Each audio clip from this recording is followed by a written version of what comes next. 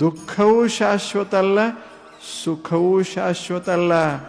ಮನುಷ್ಯನೇ ಏನನ್ನಾದರೂ ಶಾಶ್ವತ ಮಾಡ್ತೇನೆ ಅಂತ ನೀ ಹೊರಟಿ ಅಂದರೆ ನೀನು ವಿಫಲನಾಗ್ತೀಯ.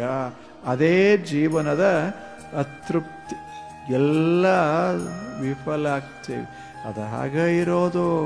ನಾವು ಮಾಡ್ಕೋತ ಹೋಗೋದು, ಅದು ಇರ್ಕೋತಿರೋದು. ತನ್ನ ರೀತಿಯಲ್ಲಿ ತಾನಿರ್ತದೆ, ನಮ್ಮ ರೀತಿಯಲ್ಲಿ ನಾವು ಮಾಡ್ತಾ ಇರೋದು. ಮನೆ ಕಸಗೂಡಿಸಬೇಕು, ಆದರೆ ಬೀಳೋದಿಲ್ಲ ಅಂತಲ್ಲ, ಬೀಳೋದೇ ಇಲ್ಲ ಅಂತಲ್ಲ. ಕಸ ಬಾರಿಗೆನೂ ಖಾಯಿಮೆ, ಕಸವೂ ಖಾಯಿಮೆ ಎಂದು ಹುಡುಗದೇವಿ. ಇನ್ನು ಮುಗಿದ ಹೋಯ್ತು ಅಂತಿಲ್ಲ, ನಾಳೆ ಮತ್ತಷ್ಟು ಬಿದ್ದೇ ಇರ್ತದದ. ಹಾಗ ಜಗತ್ತಿನಲ್ಲಿ ಒಂದು ಮಾಡಿ ಮುಗಿಸ್ತೇವಿ ಅಂತಲ್ಲ, ಮಾಡೋದದ ತೃಪ್ತಿ ಪಟ್ಕೊಳ್ಳೋದಷ್ಟೇ. ಮತ್ತೆ ಮರುದಿವಸ ಮತ್ತೆ ಮಾಡೋರಿಗೆ ಜಾಗ ಬೇಕಲ್ಲ, ಅವ್ರು ಬಂದು ಮಾಡ್ತಾರೆ. ಈಗ ನಮ್ಮಷ್ಟಕ್ಕೆ ನಾವು ಮಾಡಿ ಸಂತೋಷ ಪಟ್ಟು ಹೋಗೋದದ, ಮುಂದಿನವ್ರು ಮತ್ತೆ ಅದನ್ನೇ ಮಾಡ್ತಿರ್ತಾರೆ ಅಷ್ಟೇ, ಇನ್ನೇನು ಮಾಡ್ತಾರೆ.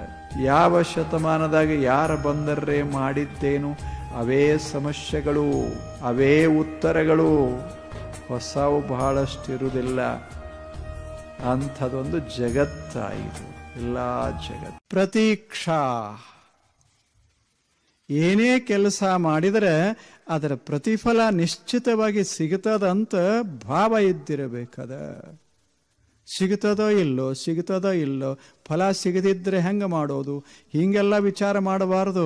ಕೆಲಸ ಮಾಡಂಗೆ ಮಾಡೋದು, ಫಲ ತಾನೇ ಸಿಗುತ್ತದಂತ ತಿಳ್ಕೊಂಡಿರಬೇಕು ಮನುಷ್ಯ. ಸ್ವಲ್ಪ ತಡ ಆಗೇ ಸಿಗಬಹುದು, ಸ್ವಲ್ಪ ಬೇಗನೆ ಸಿಗಬಹುದು. If the mind is empty, it suffers from poverty. No amount of money, maybe billion, maybe trillion, it cannot make us rich. ಮನಸ್ಸೇ ಬಡವಾದ ಬಳಿಕ ಎಷ್ಟಿದ್ದರ್ರಿ, मनच दरिद्र झाले तर किती आम्हाला मिळाले तरी काय उपयोग आहे. आम्ही श्रीमंत होऊ शकत. 100 ವರ್ಷ ಜೀವನದಾಗ ಜೀವನ ಪಥದಲ್ಲಿ ನಡೆದು ಹೋದ್ರು ನಮಗೆ ಗೊತ್ತಿರೋದೇನು ಅಂದ್ರೆ ಅದೇ ಜಗಳ, ಹೊಲದ ಜಗಳ.